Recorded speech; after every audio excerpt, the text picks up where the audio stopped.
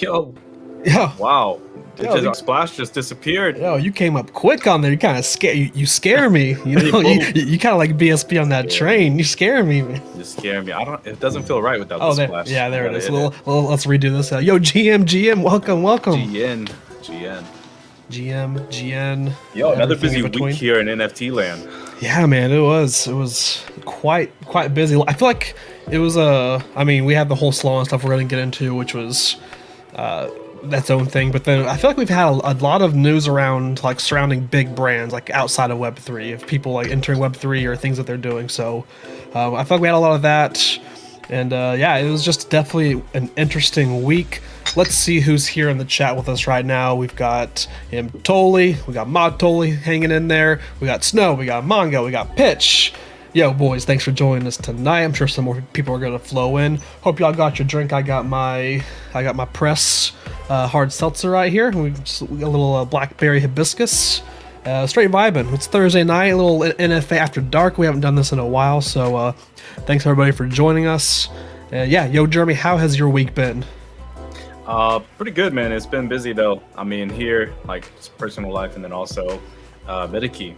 A lot of meetings, a lot of emails this week. It's probably been the most active week in probably 4 to 6 weeks. Not gonna lie, but that just has to do with the overall market, right? Like when the bear market comes along, winter, a lot of projects kind of go dead, or maybe they focus on themselves, or they fizzle out, right? But it's kind of nice because when these markets happen, it kind of weeds out the people who weren't going to be here for the long term anyways. Yep. But I think there's some positive signs, and I was actually seeing articles come out like this week as well, just analysis of the NFT market actually being alive and healthy, where even though from a grand view or like a scope of things, you'd think that maybe we're down bad, but yeah, from all the analytics and insights, it just shows that the money that was made is actually still here, and it's like still pumping through a lot of the collections and games that have been built in the last year. So that, I mean, I guess that's a positive thing. Yeah, absolutely. It's kind of it's crazy. I think for so long we got used to looking at like we'd always track like sales and across collections, and we would see the 24-hour volume, we'd see the 7-day volume, and we got so used to like the top 5 collections all being consistently over $1 million, like over 24-hour sales, and that's just not a thing anymore. We don't see that really at all unless something's pumping for like a quick bit. But this is kind of the new normal, and this maybe it goes back to that, maybe it doesn't. Well, either way, we're here to see it out and find it out. But while we were talking, we do have a new resub. Yo, Staley Wayne Manor, appreciate the resub. Thank you so much for that. 5 months. 5 months Thank in a you. row. Yo, this man's got his Guy's own a alpha. whale. Yo, this man, guy. yeah, we're probably about to say the same thing. What, on the flipper, on the smart wallet? Yeah, he's money? he's on the BitBoy watch list now because he's smart money. He made some flips and the net positive, and yeah, he got the shout out. So GG's. Yeah, this man's like 160 positive flips or something like that versus 30 negative flips. Yeah, I mean, Stately's the real whale here. yeah. If you want someone to wallet watch them right there. All right. Well, let's hop into some of our news and notes. First, I just pulled up just some of the token prices, kind of seeing where we're at now. 7 days later, this is our weekly recap. So, ETH is still around 1650. Sol is over 39, which we'll talk more about Sol because that took a hit over the last couple days. But we're gonna get into that. Flow absolutely pumped. It pumped up, and we'll talk about why it did, but it's got a little something to do with Meta. A little Mark Zuckerberg's got his hands in it now. We got ApeCoin 750. Everything's kind of staying about where it's at, right? Like nothing's completely tanked, nothing's completely gone crazy except Flow since the last time we've streamed, which is everything's been kind of stable. I will say we got Zed is right under 12 cents whenever we streamed last Thursday. If you do recall, it was at 5 cents, and I kind of maybe made a little call to recommended maybe buying it at that price. So if anyone listened to you, hey, GG's, we're all in the money right now. Hopefully you sold it. Hopefully you sold at 19 cents because I got to 19 and then it dropped down immediately. So but now it's hanging around there a little bit. But yeah. You got to 19 at such a weird time, and I guess it just has to do with something with the international time zones and like when people are awake, asleep. But it was like 19 cents at what, 5 a.m. in the morning, 6 a.m. in the morning. Yeah, and then America woke up, right? And then America woke up and then dumped it.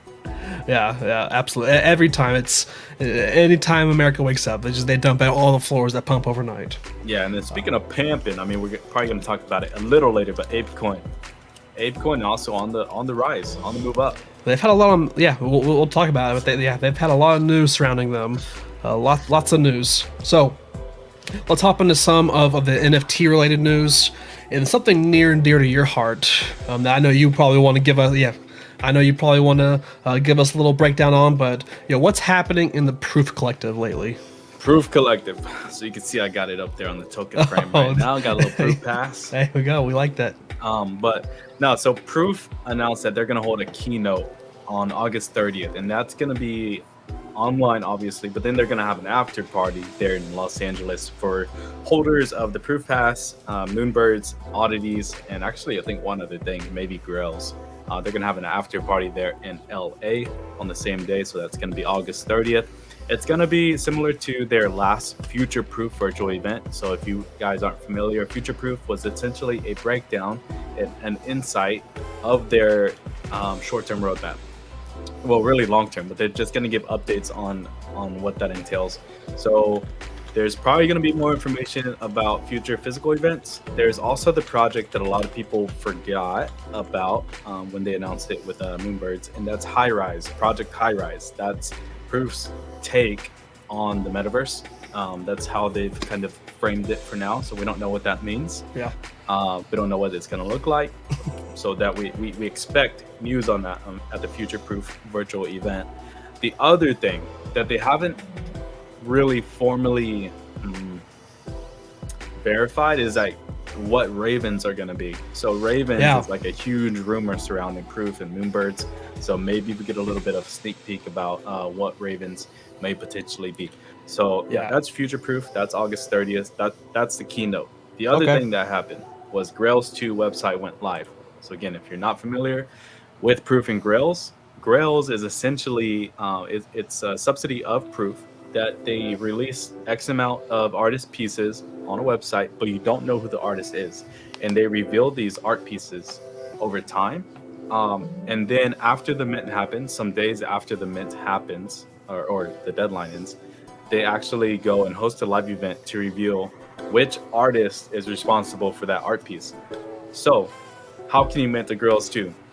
Well, you get a mint pass airdrop to you if you are a proof holder on August 8th, or if you have a nested Grails trait Moonbird, which Mr. Tagline, you have one of these. Yes, sir. Is This it is nested?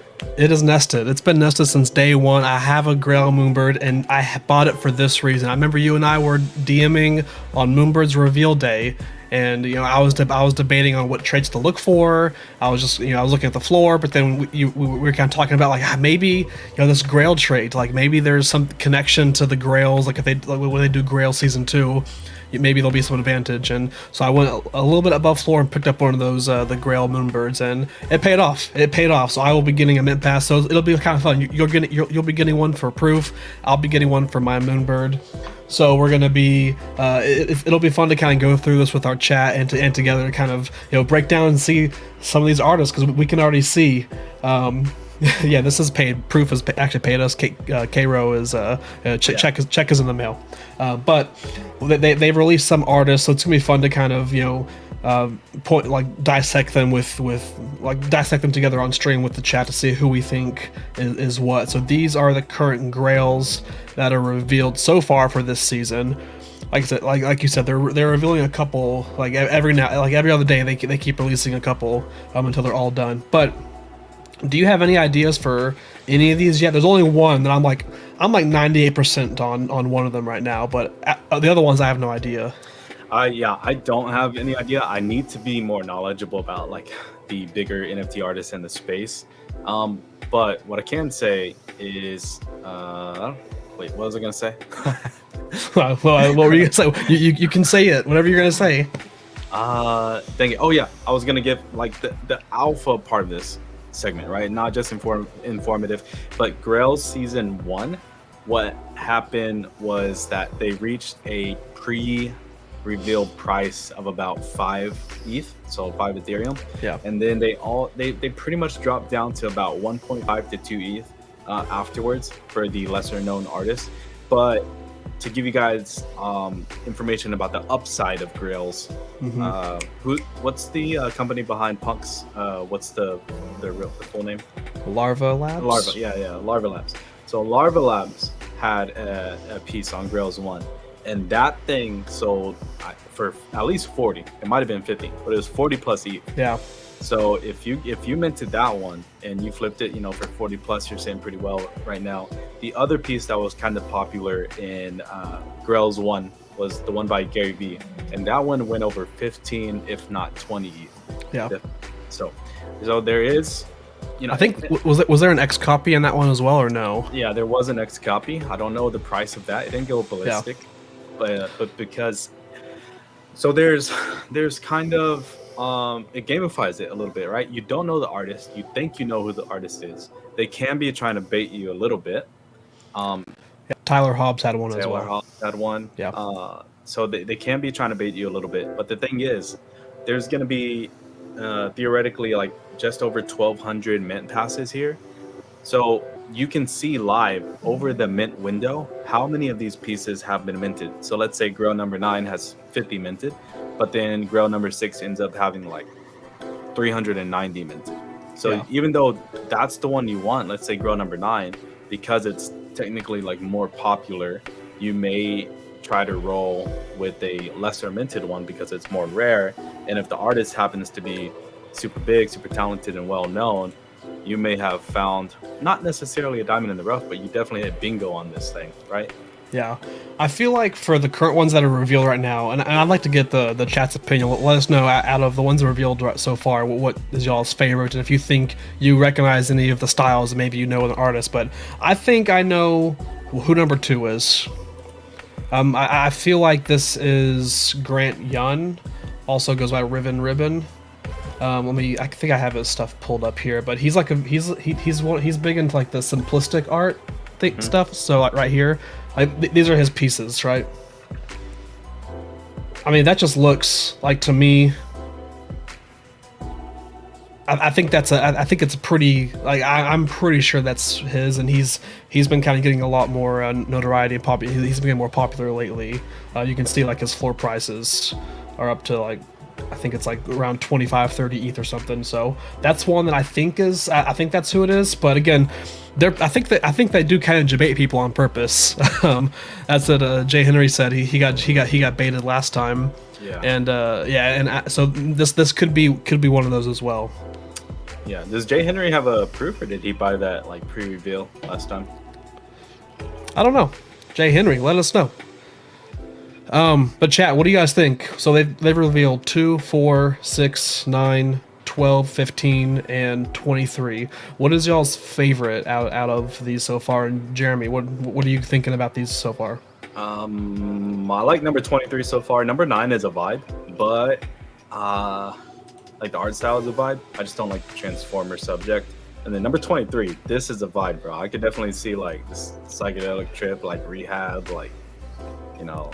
Now your token frame behind you, can it have moving NFTs in it, or is it just stagnant? Yeah, absolutely. Throw up okay. Yeah. I usually have like the monolith box on it, from Artifact. Yeah. Because this one would be kind of cool in a frame on the wall, like just with it moving like that. It's definitely kind of trippy. Yeah, and it has a speaker, by the way. I mean, no paid ads for token frame, but they do have a speaker and even a headphone jack. So if you want external speakers to play the sound from your NFT, there it is. You can see it moving in the background. All right, cool. Well, I'm looking forward to some of these being more revealed. I'm looking forward to more of them being revealed, and once that happens, we'll kind of break them down. And once it gets closer to the actual minting and choosing, I think we're gonna do a lot of this on stream. I feel like. Yeah, so we're gonna have the chat kind of like come along with us in the journey of picking which grail we actually mint, and then also we'll probably co-stream the reveal, right? Yeah. The live reveal. Absolutely. All right, so sticking in the proof ecosystem, we had some news come out today regarding Moonbirds and oddities. Mm-hmm. We had Kevin Rose come out and tweet, and basically they swapped Moonbirds and oddities. They're moving them to a CCO public license. So they got rid of that. I think they used to have the same type of IP rules that apes have. Like every owner has individual IP rights over their own, but they kind of, I think they just kind of took that away, and now it's CCO. So they're kind of like they're going in the path of cryptodes, the path of MFers, where it's public domain. It's just out there it's just out there for public use, right? And so, what were your thoughts on them making this move? Do you think it was necessary? Does it change anything at all? Well, I think we're kind of in a season. I already forgot the names of the projects that have recently gone CCO in the last week, but there seems to be a trend going on for July and August. And now, even this time period is being referred to as CCO summer, right? Like that's how many projects have converted over to CCO. I do applaud them for this, but at the same time, I think the end result, the way that they got to the end result could have been a lot different. It could have been put up for a vote somehow. But I don't care how it was. Like, freaking do a Twitter poll. I don't care. But like the website, Discord, like talk to your community about making this change before you decide for everybody, right? Was it within their right to do it? Sure. But like, is that the way that you kind of want to treat your community? Like, I don't really value your opinion. I don't value your. I don't want to take the time to get to know your opinion. I'm just gonna do it, and you know this is what happens. So.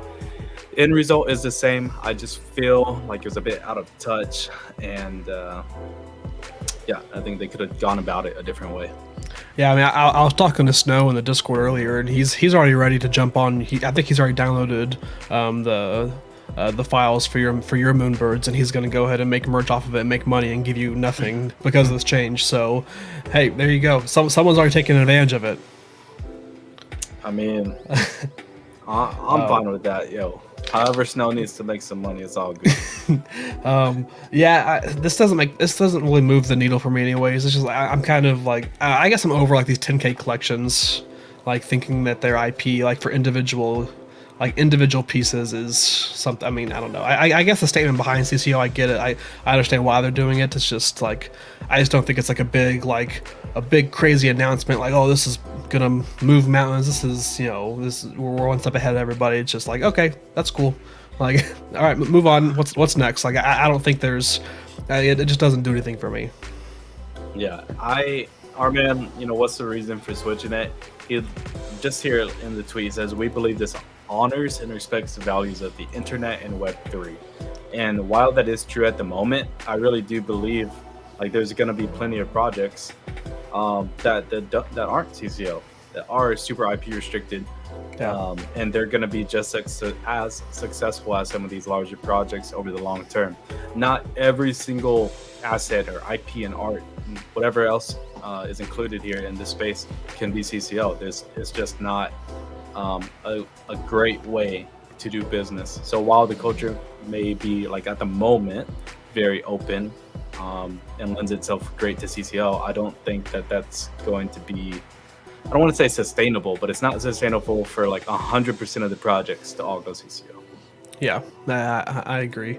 I mean, you just look at the top projects right now; they're not CCO, right? I think it became popular with like the lower projects to try to separate themselves from everyone else, but now that everyone's doing it, it's like, okay, here we are. All right, any final thoughts about the proof ecosystem, Moonbirds, oddities, anything? No, I mean, it'd be cool to go to the LA party, but you don't know if it's going to be something very small or they're going to go like all out. So I'm interested to hear some details, but it is pretty close, less than 4 weeks away. Yeah. I think it'd be neat to go to, but again, if it's just going to be like maybe an open bar and like a local DJ. Oh, David Blaine could be there again. You never know. Yeah. Or yeah, you go hang out with Ryan. You can go hang out with Ryan Carson. Go in and give him $10,000. Yeah, absolutely. But the cool thing is that they've opened it up more than just Moonbirds and Proof Passes, right? They're including a lot more people. So yeah, but there's gonna be that VIP lounge for the Proof Pass, right? The VIP band. All right, moving on. So we've got some other news. So we mentioned like Web 2 companies making big waves in Web 3. One of them this past week was Tiffany and Co.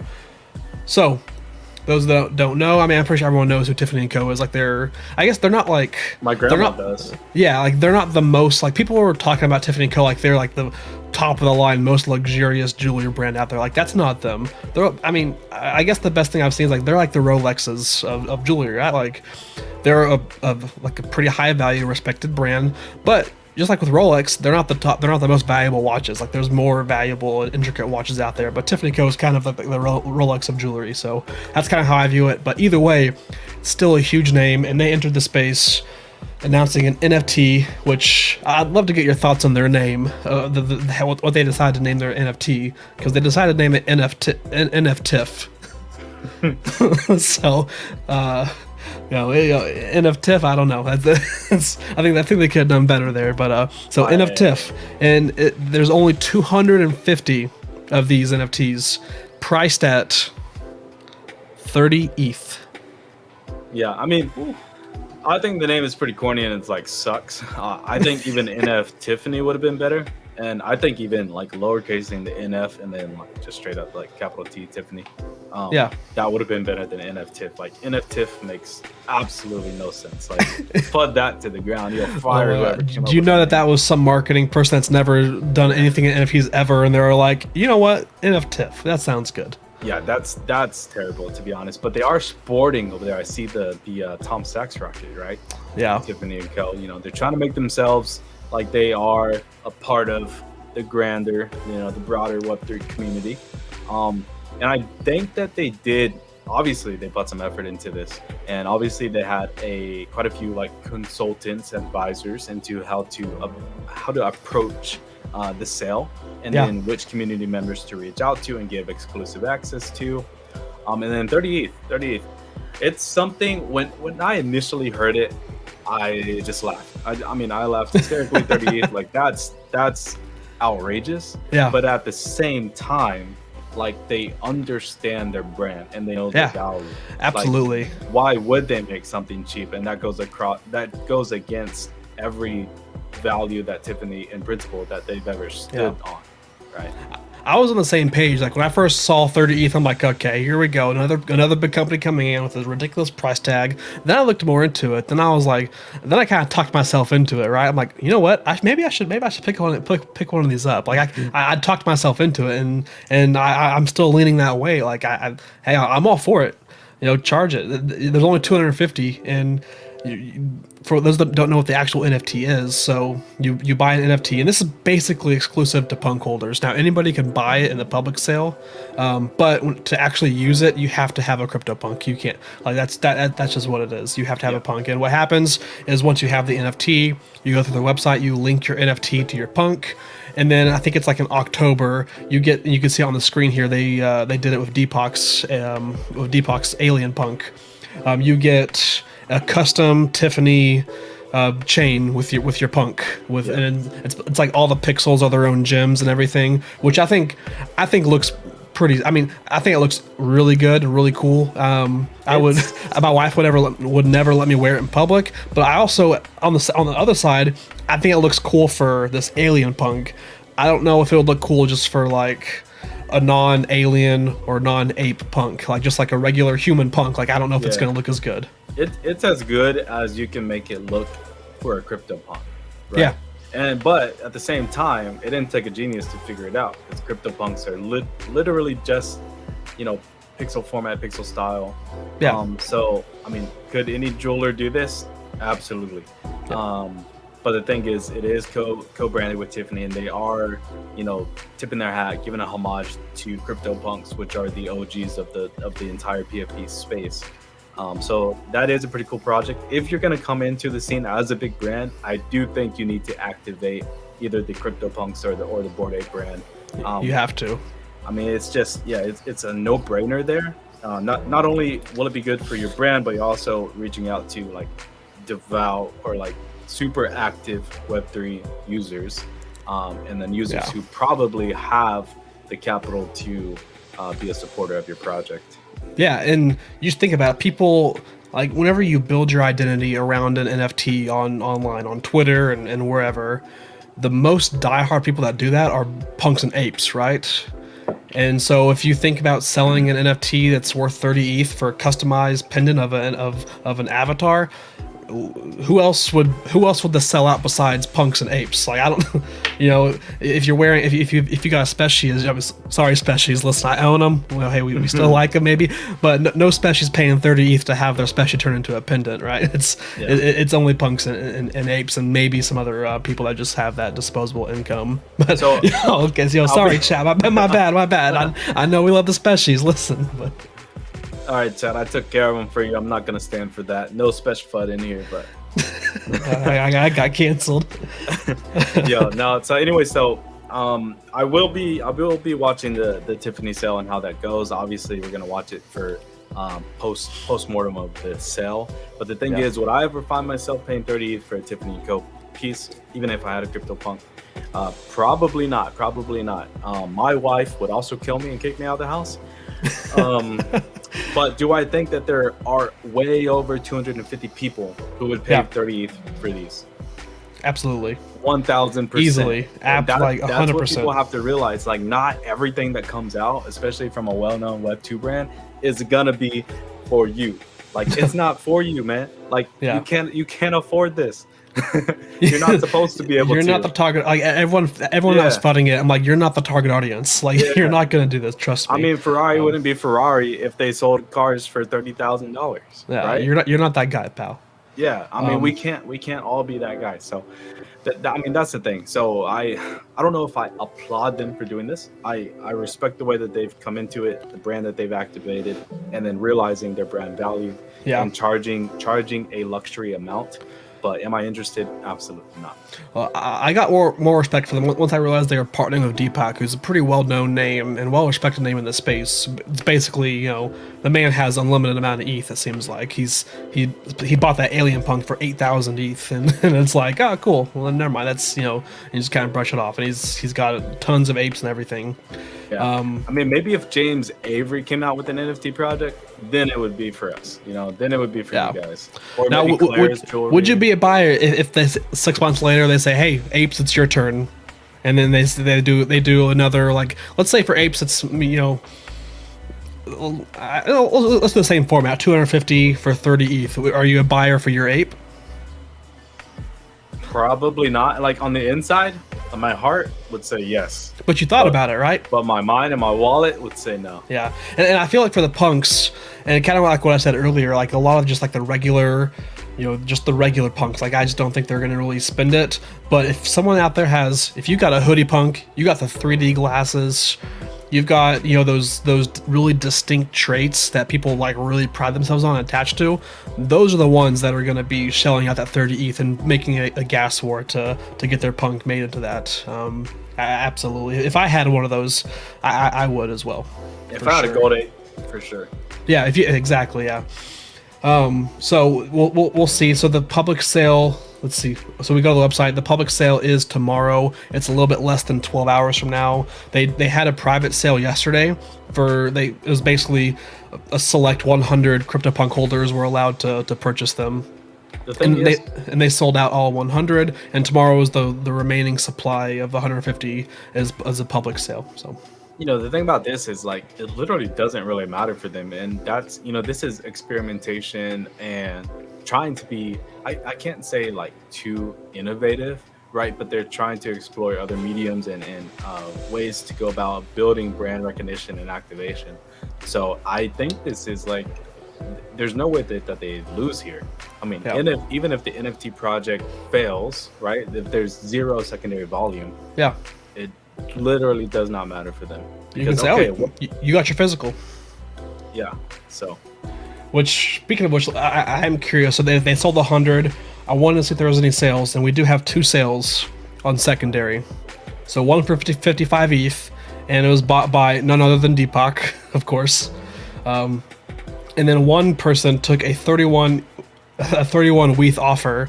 So that person, hey, they made themselves a 1 ETH profit. Just sign, seal, deliver. Take that 1 ETH and take it home. So those are the 2 sales we have right now. I don't know if any are listed. Let's see if there are any. Dang. Looks like there is. Like the cheapest one right now is 70 ETH. So I don't think we're going to see a lot of these listed, because I do think a lot of people buying them are going to be redeeming them for their actual punk. Yo, 3.3% ROI though. Now, dude sold one for 31 ETH, bro. All right, now we get to. That's pre-tax too. Let's get to a question. Yeah. Are you sending it?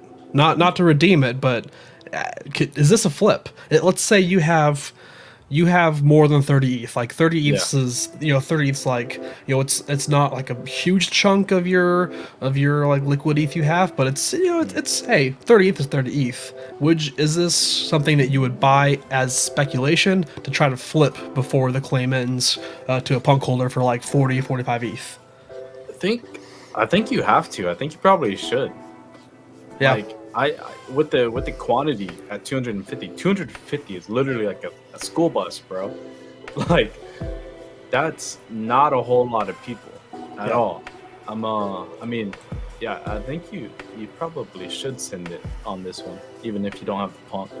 Cool. Yeah, this is gonna be a fun one to follow yet tomorrow, and this is powered. So they partnered with Deepak. They also partnered with Chain, who I think Deepak is. I think he's who kind of works with them a lot. But Chain did send out a tweet after the whole Tiffany & Co. Announcement, and they basically just said, "Hey, Apes, we haven't forgot about you." Basically hinting at Apes are next, whether it's with Tiffany & Co. or someone else. Looks like Apes are kind of going to be getting their own version of this. So. I'm gonna put up a poll only for 1 minute. Putting up a poll in the Twitch chat. So if you're on mobile or desktop, go ahead and move on over to the chat screen. I do have a poll that says, if you have 30 plus ETH, are you sending it? So yes or no. Tell us what you do.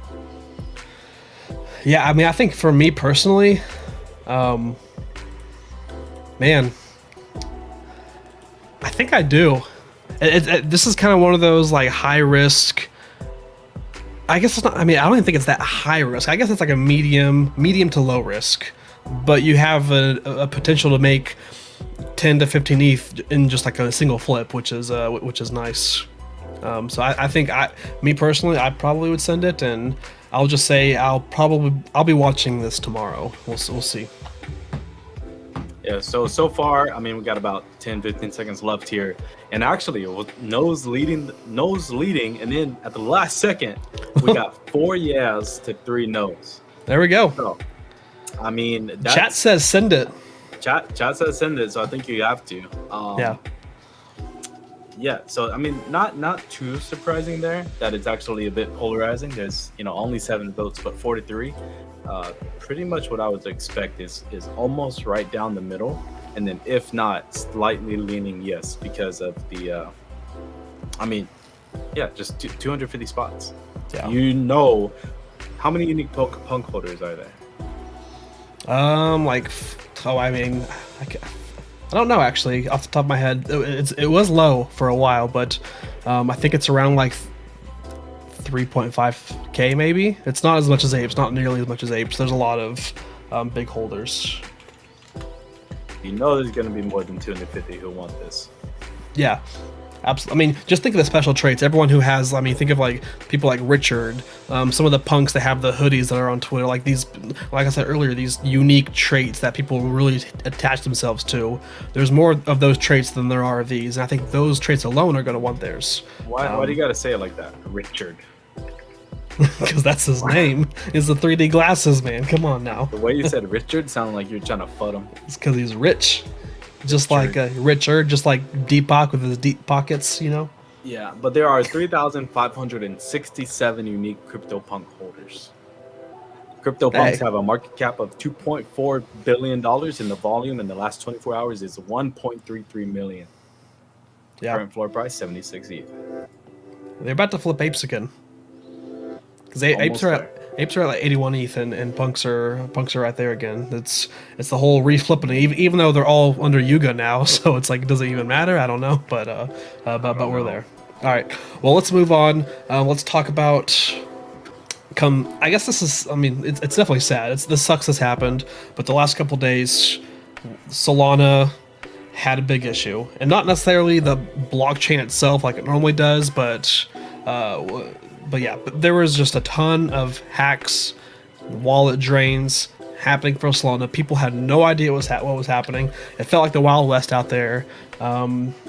But in this wallet drain hack, there was $4 million worth of SOL in USDC that was drained and stolen, basically.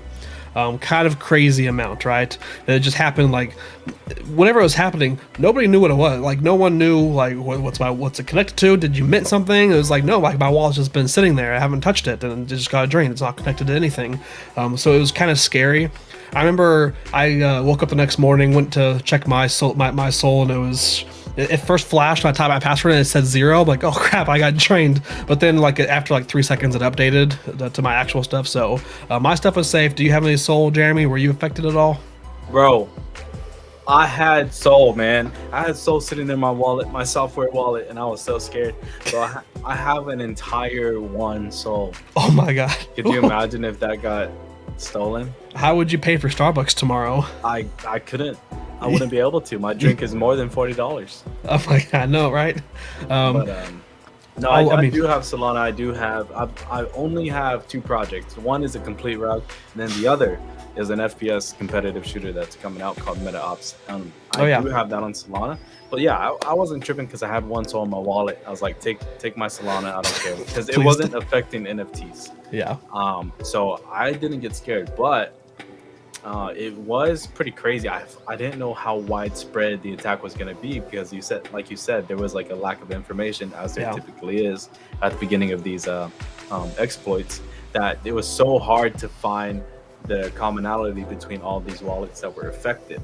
But I really do love the way that Twitter is such a good tool during these times. Yeah, like, absolutely. Everybody goes to Twitter and they can there was like community forums and surveys going out about like, what was your last transaction? What wallet do you use? This, that. Did you connect to this? Did you verify this? Yeah. The way that people come together, like people love to troll and they love to FUD and they love, spewing toxic hate everywhere, bitch. Anyways, and then But when something bad happens to us together, and I really hate to say us because I'm not a big user of Solana, but those Solana boys, like they came together, man, on Twitter, and they found out what was the problem, and I cannot believe the root cause of this entire thing. Well, let's get it. Let's get into that. I've got this pulled up right here.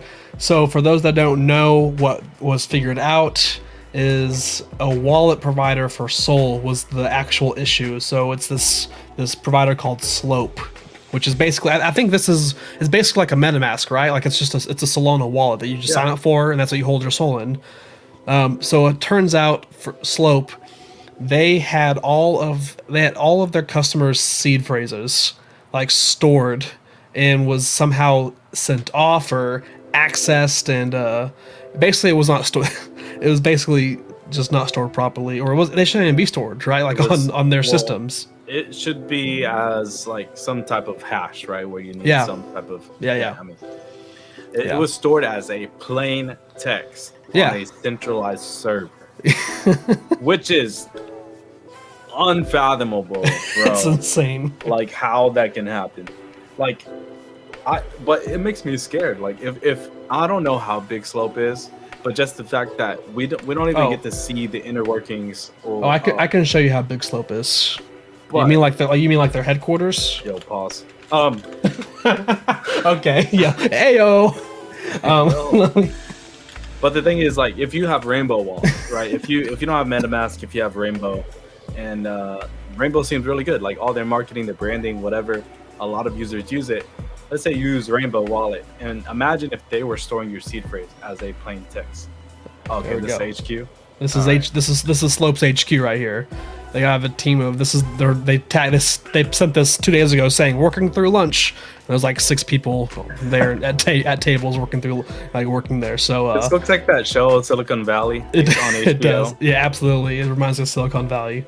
So there's that's how I guess big Slope is, but I get their actual like physical location. It looks like they just have like a rented out space on like a second story or somewhere.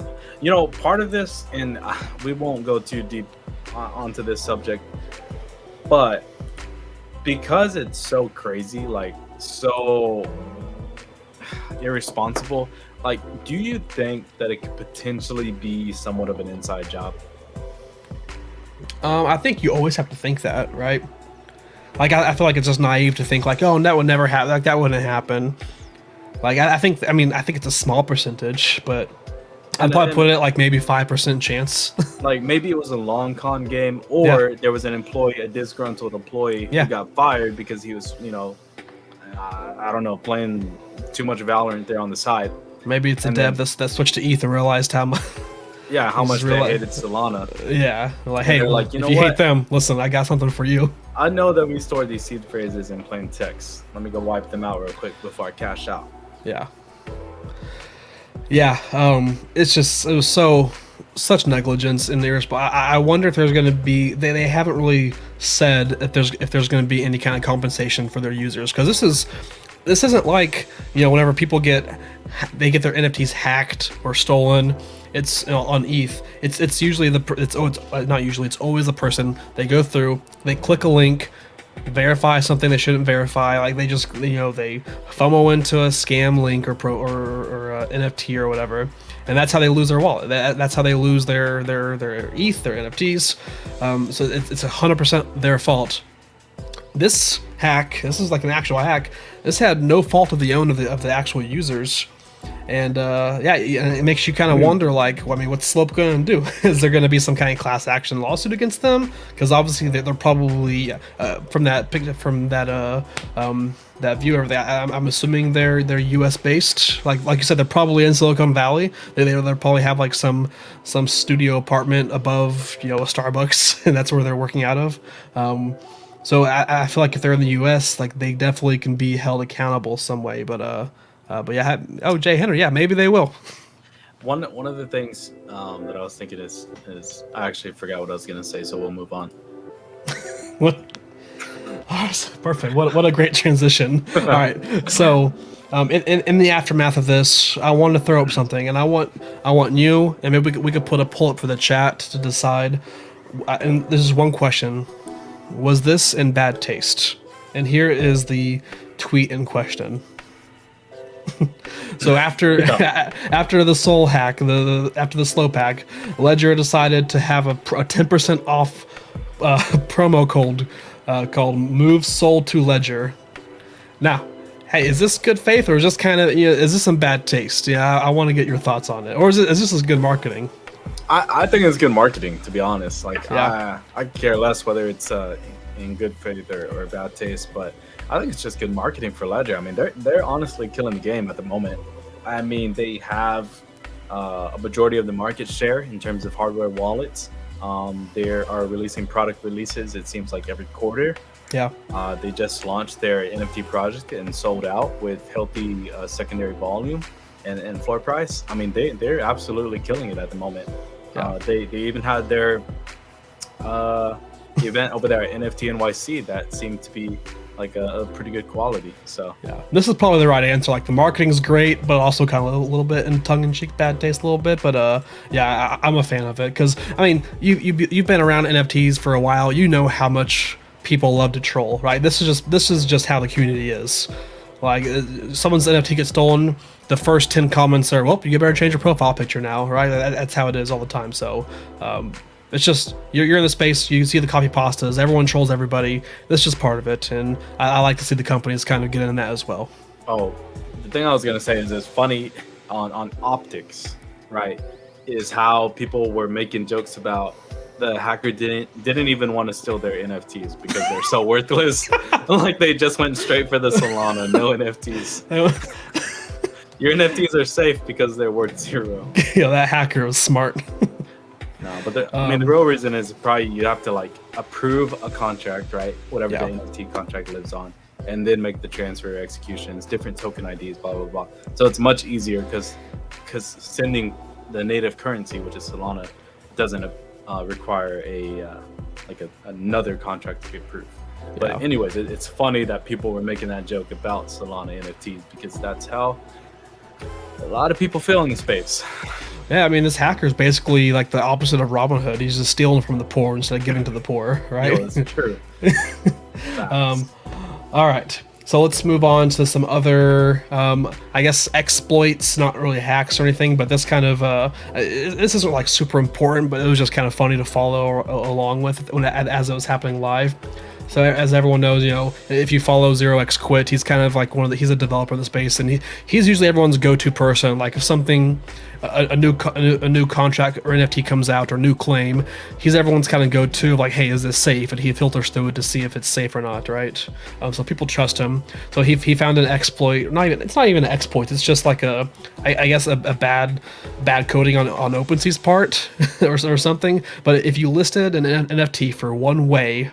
And I'm not missing the G there. It's literally one way, which is like it was like 0.00000000001 ETH or something, right? It could not be bought. Like there's no way for the contract to actually process it because it was so low.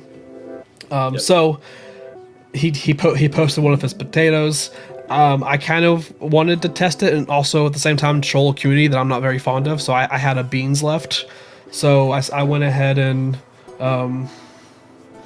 I went ahead and posted one of my beans for one way, and it was up there. I did put a timer on there, which I'm glad I did because we'll talk about OpenSea here in a bit. But I put a timer on there. It was kind of funny. No one could buy it, but it brought the floor price down, and I think that the floor at the time was like 0.85 or something.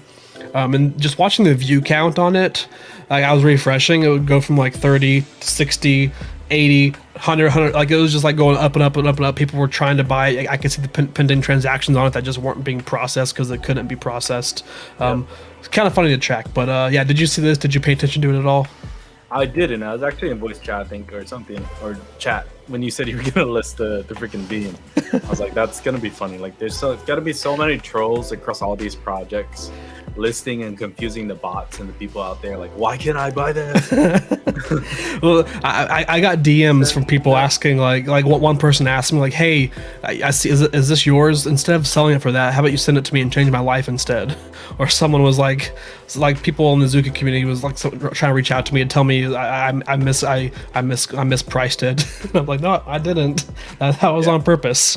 But the worst part, the trolliest part of it is, you know how on Lookshare you have the staking rewards? Or not staking, but the listing rewards. Uh-huh. So by listing this at one way, nobody got no one got rewards for beans or for any collection that was listed because it goes off of the OpenSea floor, and so they would get a note. I went and checked on it. They would get a note on their listing, and it would say hey, it's like, in order to get rewards, you have to list this for $0. So that was the huge troll part of it. Dude, speaking of, I was meant to keep a tab open for the Ledger Genesis passes as they were increasing in price because I had my listing rewards for Looksrare, and they just sold. Oh my god, this is like the 5th time you've been got by the listing reward I haven't bug. been got. It was good because all those things that sold by the listing rewards, they're all crashed. They're all like dead now. Okay. So I made out with those things. But my freaking Ledger Market Genesis, dude. Oh man, well, you got to buy another one now. That's just how it is. Yeah. So, but this all happened, and you could see Quit's tweet was at 4:03 p.m. I posted mine at like I think half an hour after he posted it, with an hour time frame, which I'm glad I did, because a few hours later, OpenSea responded to Quit actually and said, hey, thanks for bringing this to our attention. And at 7:26, they said they've deployed a fix and it is effective immediately. And so Yo Jeremy's popped off. I don't know if he just disconnected or what, but so OpenSea, you're sad because you're a Ledger. Yeah. Oh no, he's got to take some time. He's got to recoup himself. But OpenSea deployed a fix at 7:26, effective immediately. If I didn't have a timer on mine would have sold. So thankfully, I put a timer on it, thinking like that they probably would fix that. So yeah, but it's no longer a thing. So don't go and list an NFT for one way, because it will sell and people will laugh at you. Yeah, that would be tragic. Yep. So any final thoughts about this whole situation, this listing rewards, or this listing issue? I think it's just pretty funny, and then also the collateral effects, like you mentioned, on the Looksrare listing rewards. Yeah. You know, because it was a use case or an edge case that they hadn't thought of either, on the global market floor. So yeah, just the fact that it probably threw things for such a loop that day. You know, all these Discord bots and alerts and everything, just from the simple fact that somebody had discovered that bug. I guess this is pretty funny. I guess this is how OpenSea fixed it. They just won't let you post under $5 anymore. So rip shot to the moon passes. You can't list them. Oh geez, you. This guy's out of pocket. My bad, Steve. If you're in the chat, I'm sorry. You didn't have to say all that. That was low. But quick fact of the day, just a little quick tip to the chat. Gwei is also called nano ether. Nano is a prefix used to denote 1/billionth of something. So nano ether, 1/billionth of an ether, that is Gwei. That's how you arrive to that nomenclature. Yeah. There we go. Knowledge by Yo Jeremy. We love it.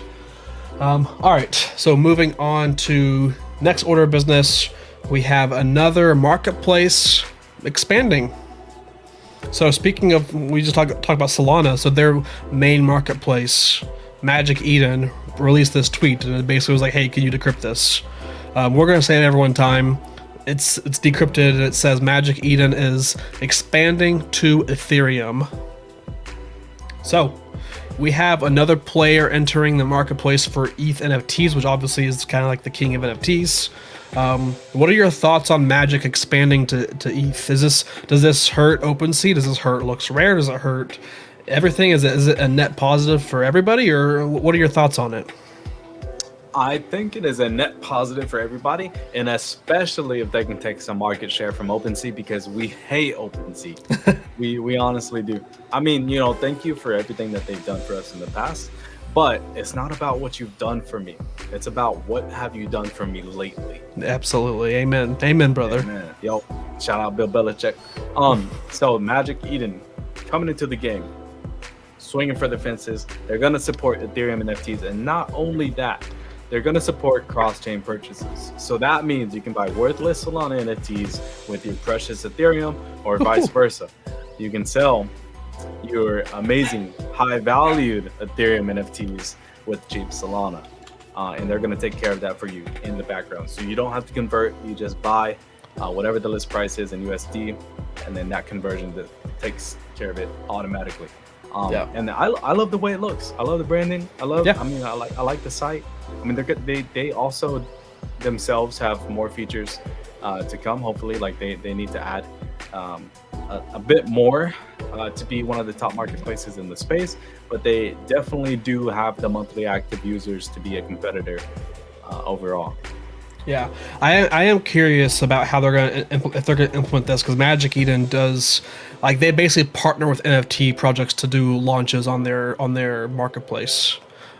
Which OpenSea doesn't do that. OpenSea does like the featured thing on the homepage, but they don't partner with like actual launches. They do now, like just like a couple of weeks ago. It's like a launch pad, like OpenSea launch pad or something like that. Oh, do they? They probably copied that from Magic Eden, because it's literally Magic Eden launch pad. That's what it's called. I think they've done 2 launches this far. Okay. And both of them have been terrific failures. Yeah.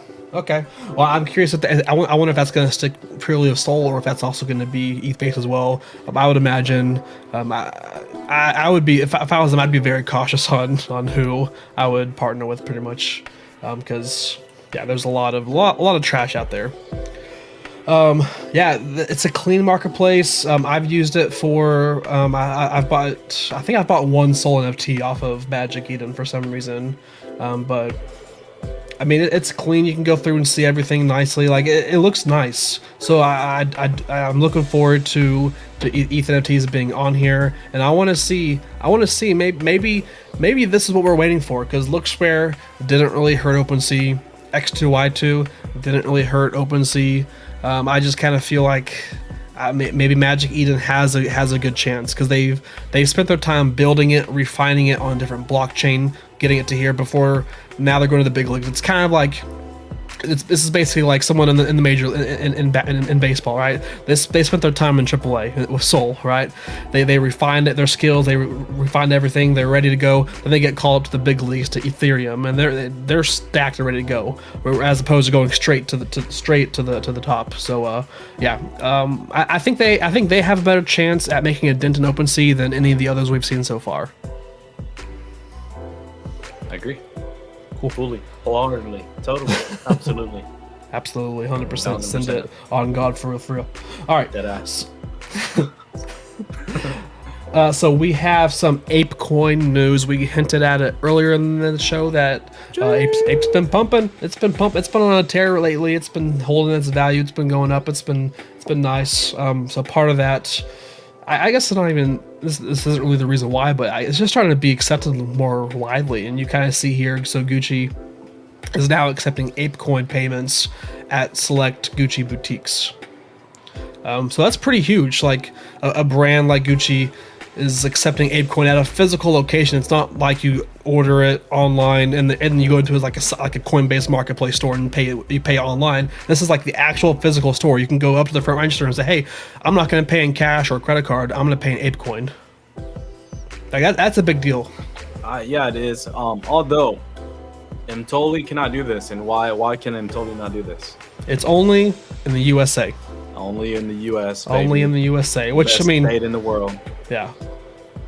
Which he's probably gonna be the last person to get this access. I mean, honestly, are there even any Gucci locations in Denmark? I don't think there are. It doesn't really matter. It totally doesn't have ApeCoin to begin with. So. All right, we can stop being toxic now. But Gucci wasn't the only one. We also had Tag Heuer. They. Ellis. Pitch. Come on now. Would you expect anything differently?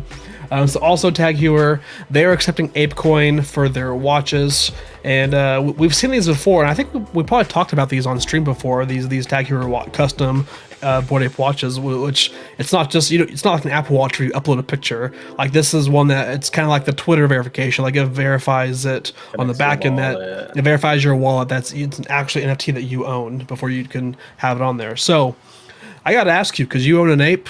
And I know you like nice things. So you like merch. Are you a buyer of this watch? You know what? Now, like, I probably am, but at the same time, like, I don't know when I'd wear it, because my Apple Watch is so incredibly useful that I feel like its capabilities and features are better than this Tag Heuer watch.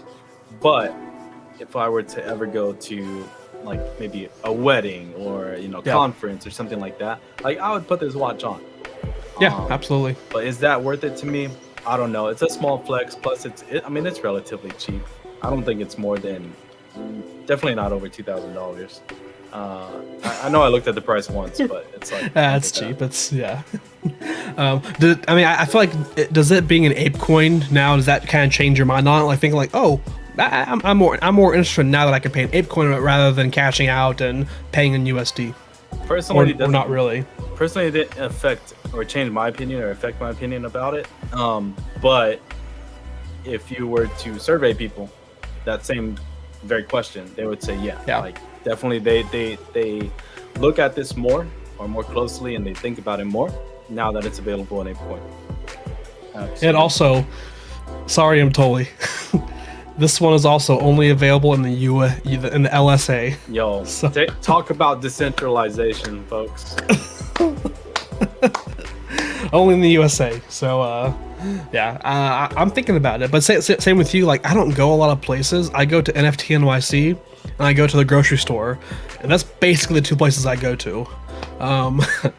I don't go. I mean, I guess tonight I went to a social event, which I could have worn it there, but outside of that was really rare. I never really leave the house, so I don't have anywhere to wear this, so I don't know if it's worth it in my eyes. But yeah, I'll pitch. You're right. I am going to be trying to go to a lot of OKC games, and that would look nice. That would be a flex at some Thunder games. At the same time, Wet Chet.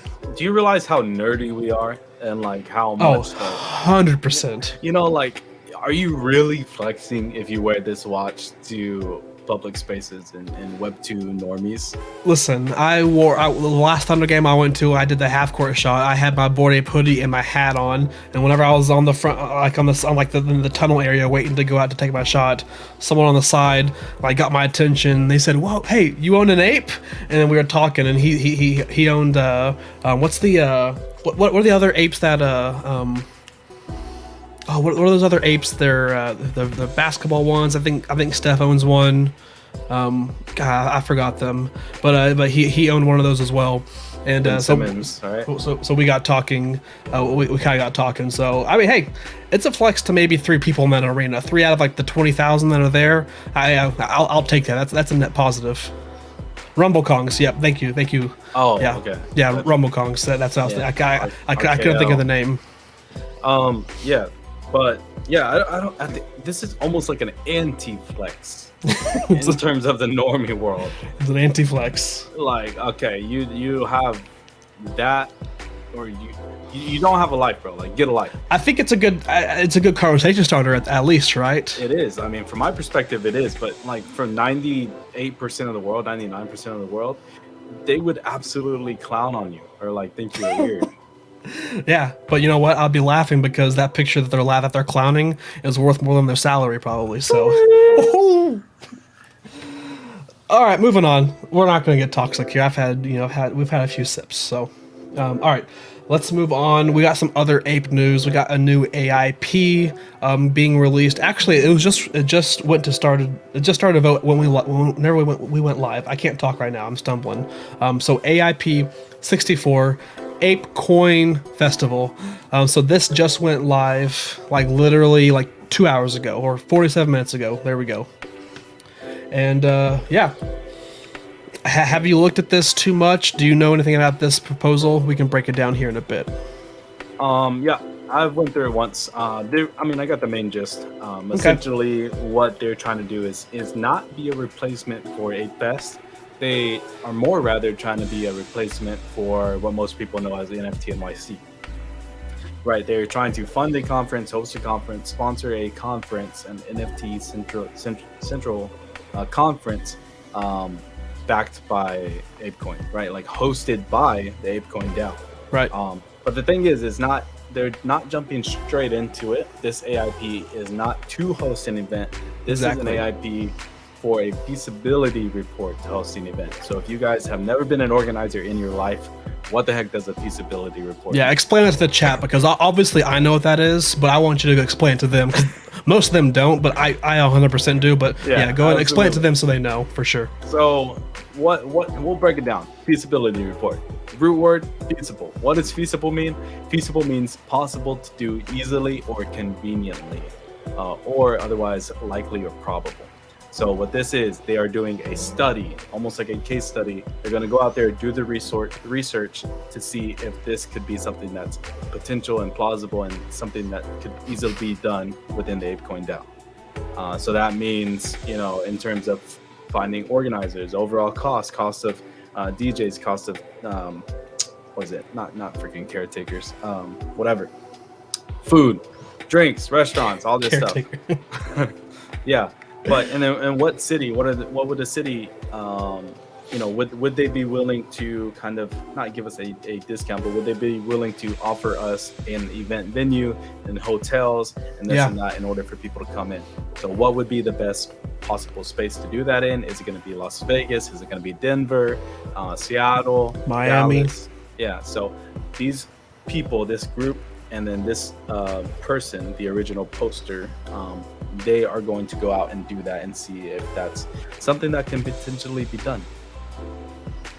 Yeah, I mean, I'm a fan of it, honestly. Like, in looking at the details, I'm always never a fan of these things. If it's like, hey, we need 150K to do this, right? It's like, okay, no, you don't. This seems decently reasonable. Like they're asking for basically less than 10,000. Nothing goes to the offer. It's basically just getting graphic designers, getting the media assets, like getting everything put together. Which 10K or less, to me, that kind of for like finding out how feasible this big of an event is, that seems pretty reasonable to me, considering how large this could be. I mean, what are your thoughts on that? Do you think that this makes sense, or are you kind of against it? So the thing is, I mean, I like their approach, but I don't know if I want an NFT event hosted by ApeCoin DAO, right? Like, I think I could care less for that, or couldn't care less, really. Like, I just want an Ape Fest, bro. I want an Ape Fest doing this. I don't want an Ape Coin Fest. I want an Ape Fest. Well, we still get Ape Fest. We'll have both at that point. We'll have Ape Fest and we'll have the ApeCoin NFT conference, which is basically going to replace NFT NYC. I wouldn't want both. I would just only want Ape Fest. Want Ape Fest. Turn Ape Fest into like the next Coachella, and then as holders we get the exclusive access and exclusive things for it. So that's my only problem with it. But I mean, I appreciate this guy's approach and the strategy that's being taken. But yeah. I mean, I guess even along your thoughts, like I still would be more inclined to approve it, just because it is like it still is pretty cheap, just to explore the option, because we know we haven't. I mean, how many positive things have you heard about NFT NYC, like the actual conference? Any? Well, Schiller always says like he's still thinking about NFT NYC, but I don't understand that. Well, we're gonna ignore Schiller's stuff because I don't think he knows what he's thinking half the time. This man keeps saying like, oh yeah, I miss NYC, but he was always the first one to leave that like every night and go back to the hotel. But I mean, we never heard any positivity from anybody about the actual conference. It was always about the negative. So if there's someone out there in an event or an organization big enough to put on like an event that size that can match and exceed NFT, then I say go for it, or at least get this done. At least get the options, get it out there, and just say like, okay, we did all this research over the next few months, and this is what we came back to. This is how much it would cost. This is what city we could do. This is the deals we can have. This is what we expect. Like I want to at least see that kind of plan and just kind of go from there, and then we can kind of talk more about like if we should do it or not. So I'm for this at least. I'm at least for this first step. All right. So are you definitively, are you going to be one of the first people to vote against it?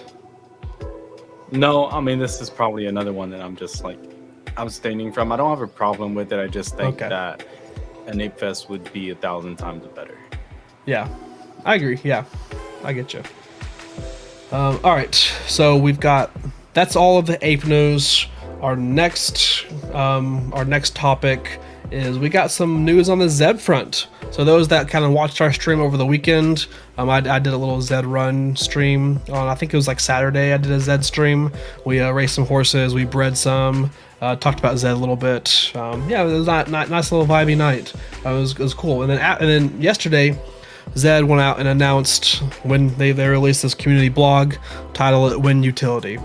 And the gist of it is, hey, you've been asking for it for a long time now. I even talked about it on stream, but you are now soon, or not now, but very, very soon, what they said, is you're going to be able to lend out your horses. So basically, it's almost like the Axie kind of way. Like you can lend out your horses. Someone who doesn't have a horse can, use your horse. They can race it in paid races and free races in the tournaments. And but you still own your horse. The only thing that they're able to do is they can only race it. They can't breed it. They can't sell it. They can't transfer it. All they have access to is to race it. So I think this is a very welcome need and change to Zed. Something I've been waiting for because I have a stable full of horses that I'm probably just going to dump into this because I'll keep a few that I want to keep just to I want to do things with. But I'm a big fan of this. This is kind of like, like I said, we saw this with Axies, with the Scholar program, right? And how it's going to work is you need to acquire a lending permit per horse, and you basically get that with you lock up Zed tokens to acquire those. And whenever you get a lending permit, then you can enter a horse into the lending marketplace. Then someone's able to come in, borrow it and race it, and then it's a 50-50 split. So the award, like the prize winnings, are a 50-50 split between the borrower and the lender, which I think that's fair. I know you're not as big into Zed as maybe I am, but I know you have at least one horse or a couple horses. Is this a non-issue for you? Is this kind of like, oh cool, I'm still not going to really use it, or is this a cool feature? I think it is a cool feature, and it's just something that can't necessarily say that they should have had a long time ago, but it should definitely be something on their roadmap. And to see that they finally achieved it after a year, I think it's a positive note. Is it too little too late? Probably not. It's still going to be appreciated. But yeah, it's just something that you would think it's pretty low hanging fruit, and it should be in the game. So definitely a positive to have it there now. But I was just thinking of the opportunities in my head, for what if are there stable wars, and if somebody were to go and sabotage somebody's horse, or at least the statistics of somebody's horse, by putting them in races where they don't belong, right? Yeah, I guess that's a risk, and that's one thing. That's why I don't think there's gonna be a lot of no one's gonna put their prized horse up to be lent, right? They're keeping control of that 100%. But let's say, let's look at my stable for a fact. So we've got, I got 53 horses. we got Welcome to New York right here, freshly bred, named by Pitch Dark.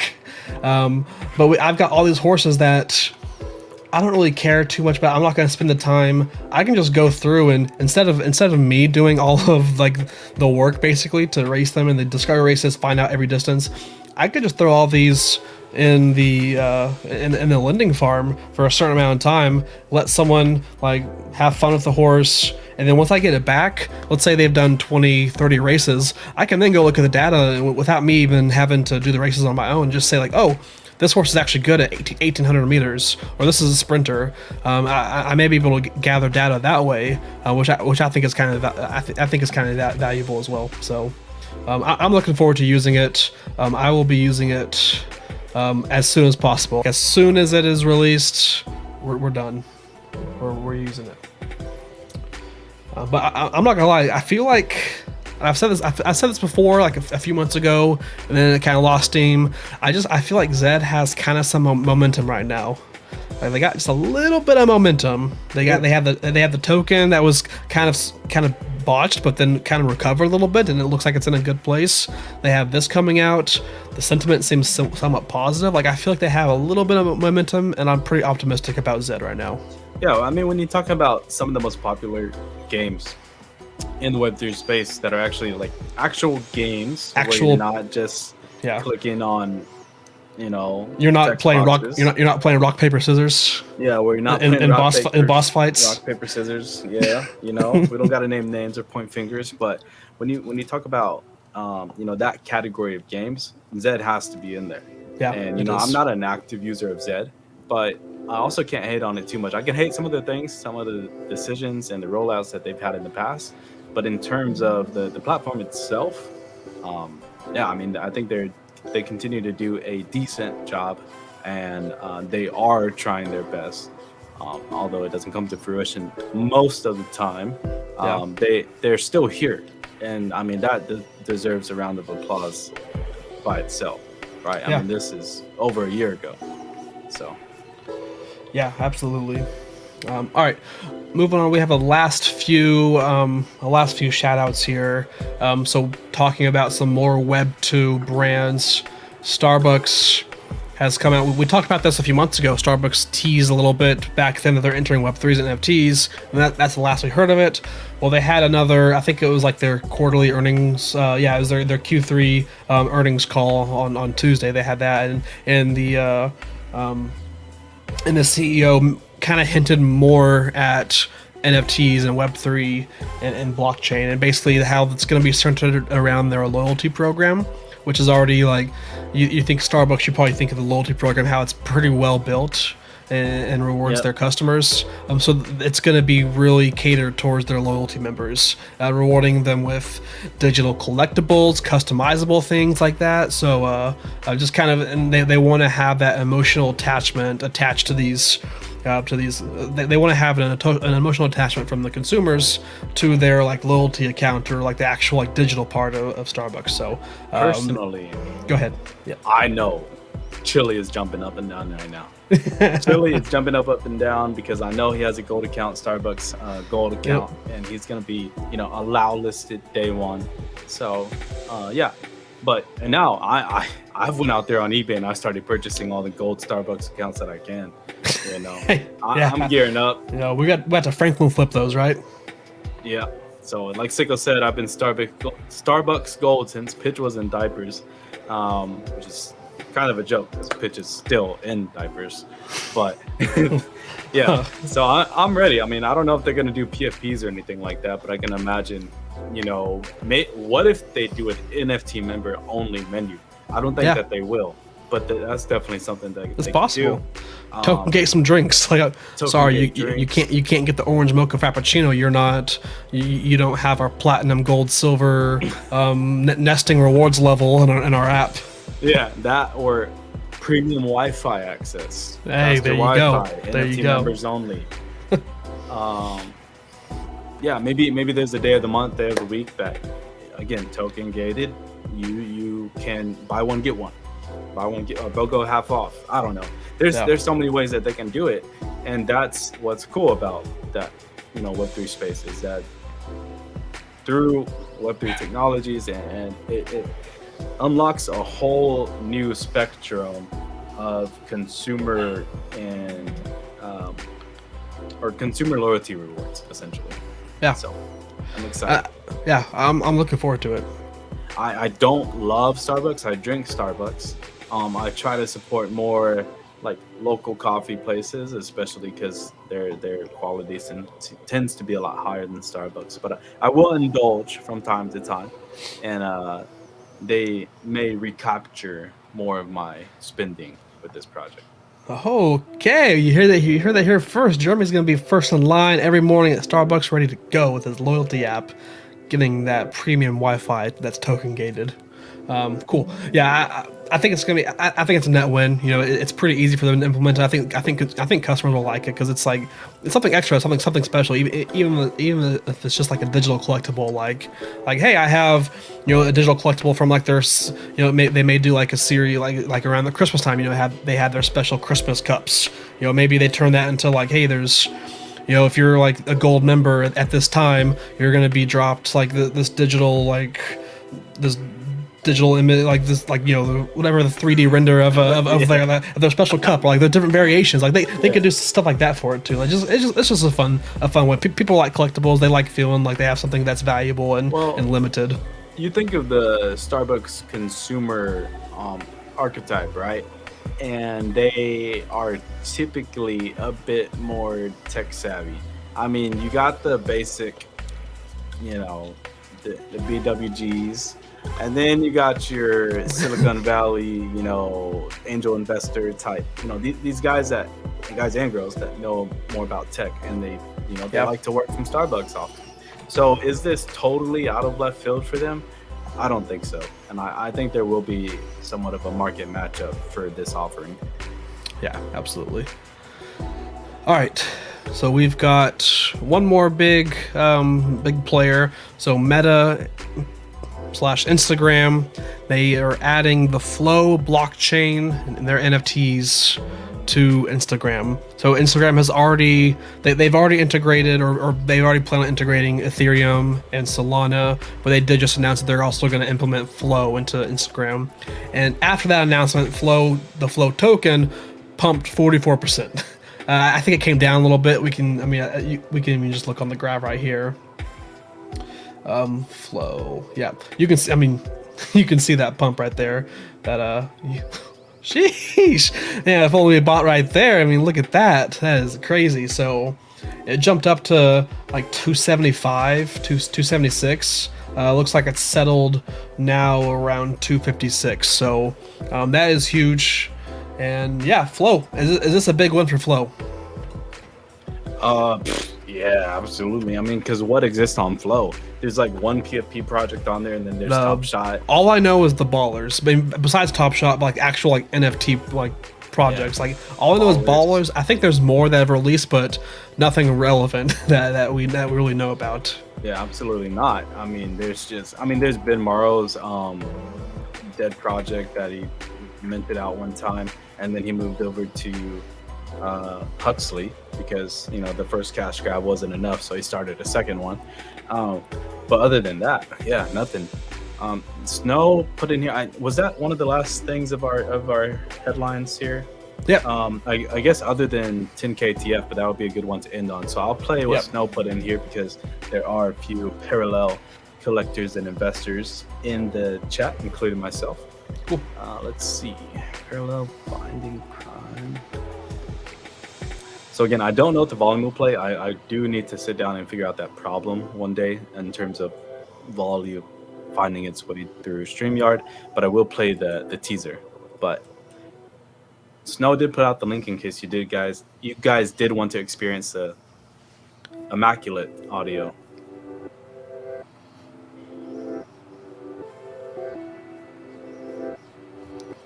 All right, what are we looking at right here?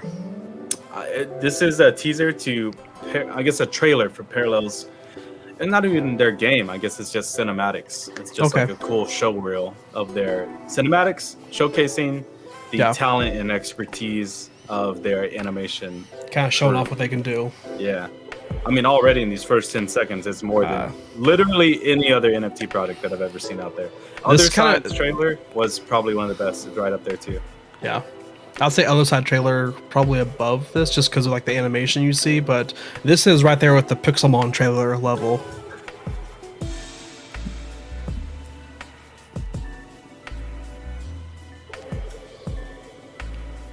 I think the audio definitely adds a lot. Oh, that was cool too. In case you guys didn't know, like that was super obvious when they had this frame here parallel. That's our logo. Yeah, pretty cool. If you guys don't know, Parallel is just a trading card game, but it's multi-medium format. So that means you'll be able to play on desktop, mobile, AR, VR. And yeah, it's out now. They're already on their fourth pack drop, fifth pack drop to happen in September. Yeah. Pretty cool, neat things that they're doing. They put out a lot of examples of what the game is going to look like. So if you guys want to know what that entails, go ahead and follow their Twitter account. But yeah, disclosure, I own a lot of Parallel, so does Snow, Manga, a couple of the other guys. Yeah.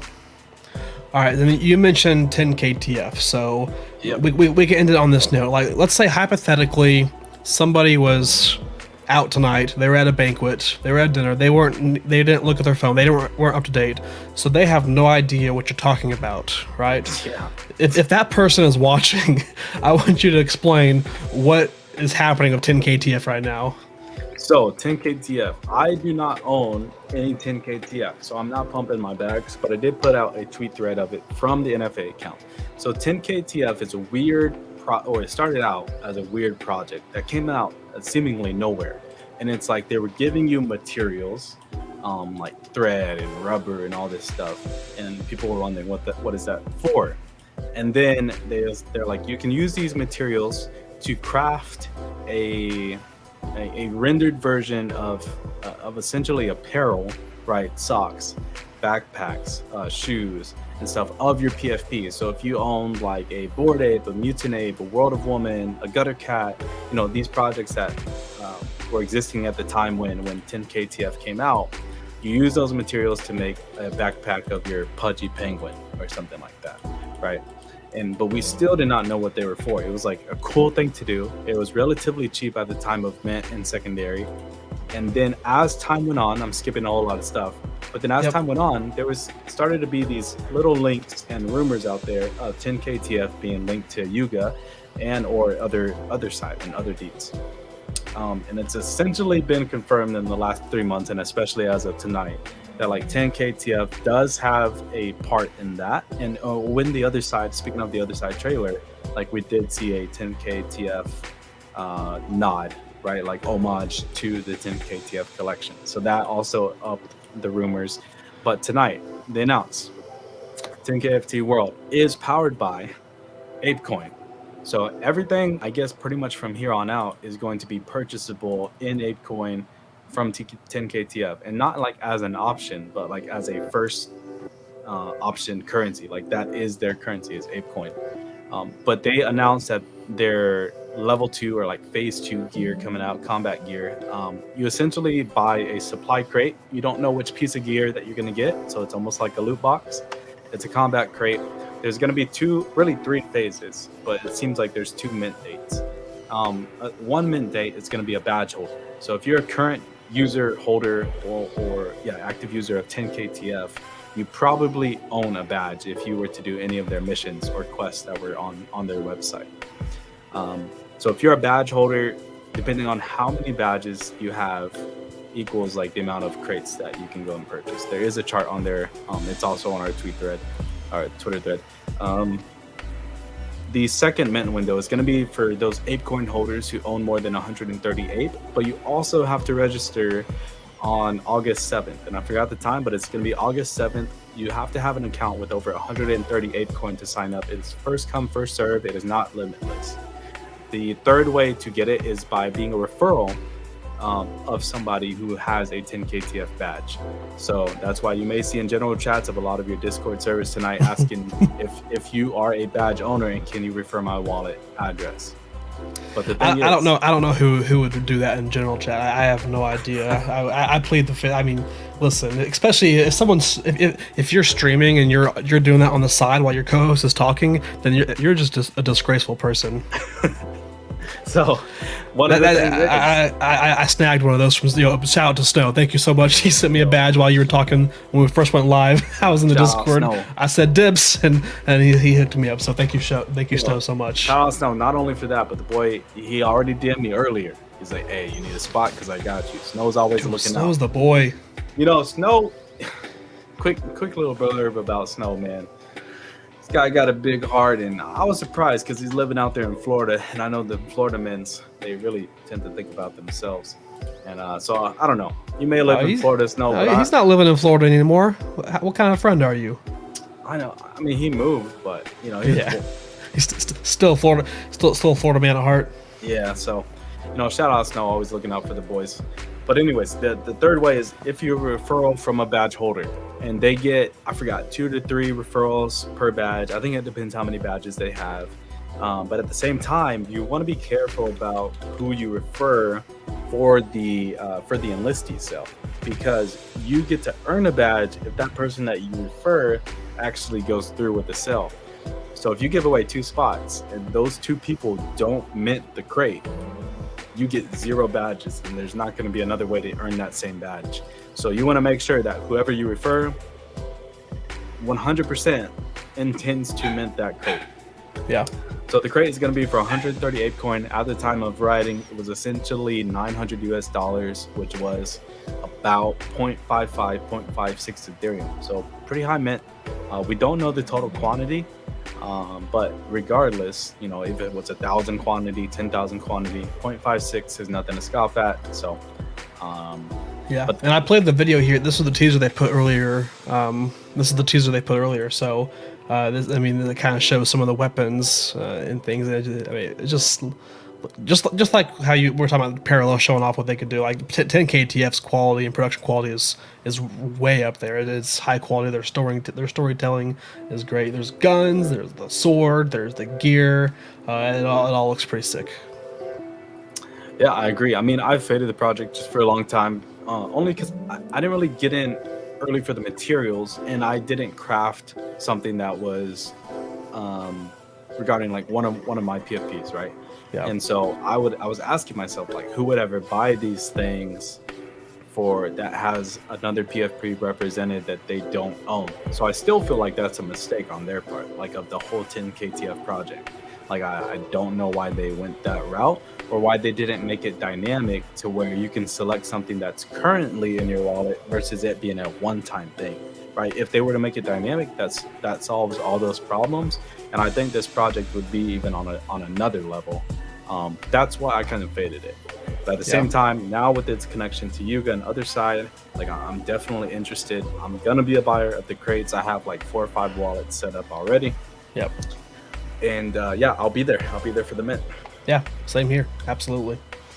Jay Henry said his NFTs are on a mission right now. And if you guys don't know about 10KF, then that statement makes 0 sense. So 10KTF and missions, Jay Henry is basically saying if you go to 10KTF, you have the gear, the level 1 gear. You can send those NFTs out on a mission to earn yourself I forgot if they call it coin or credit. They may call it credit, but also the badges. But the cool thing is, I didn't mention on the thread because it's somewhat irrelevant, except for current holders, is that those current holders who have been doing the missions all this time and a snapshot from way back, they're actually going to get an ApeCoin claim.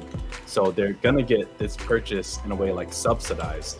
So if you were doing missions and you were an active user of 10KTF, there's actually going to be a date for you to go in, before the mint, to go and claim ApeCoin. So that way you can pretty much get a discount on the crate.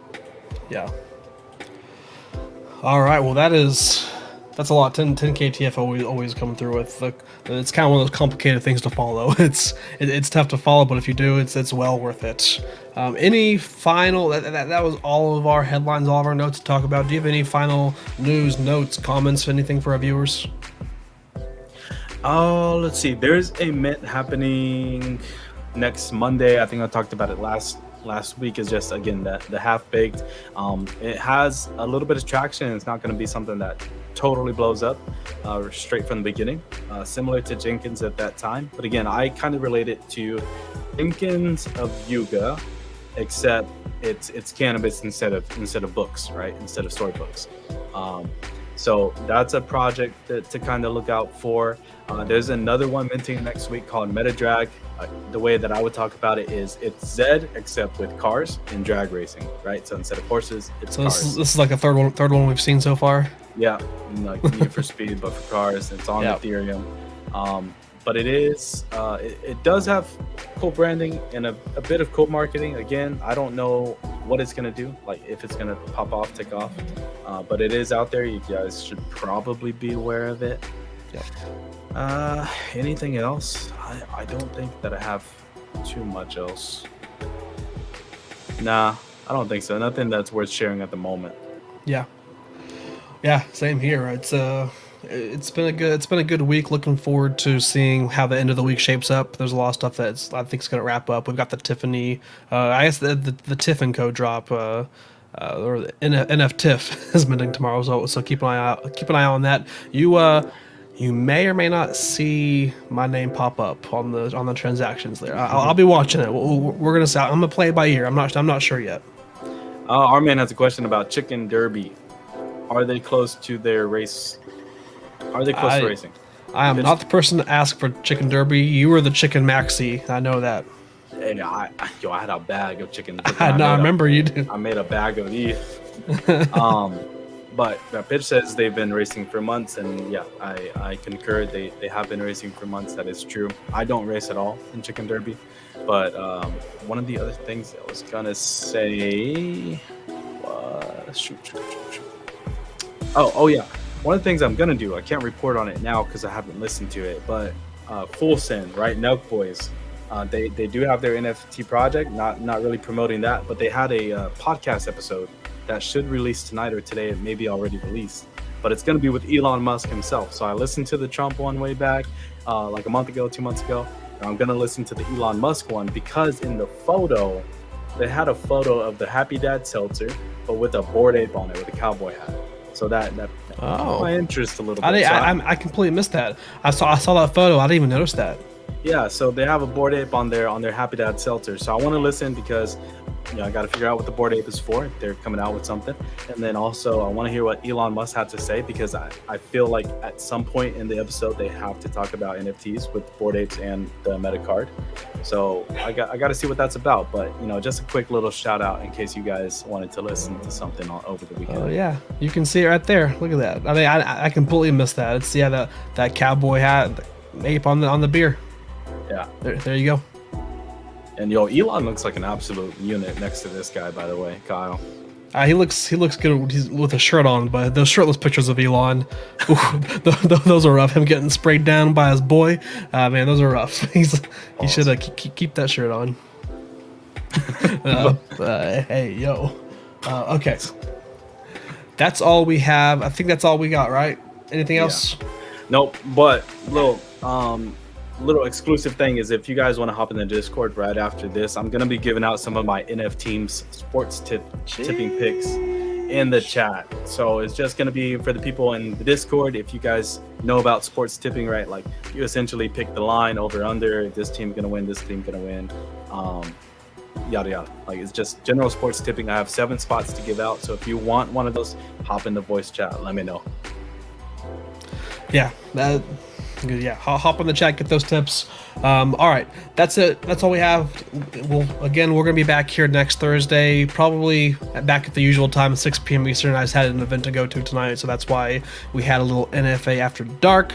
But we'll hopefully have some pop-up streams between now and then, kind of like we did last week with Jeremy doing Gods Unchained, and I had a little Zed and Cultopia. We'll try to do some more of those, kind of see what's happening.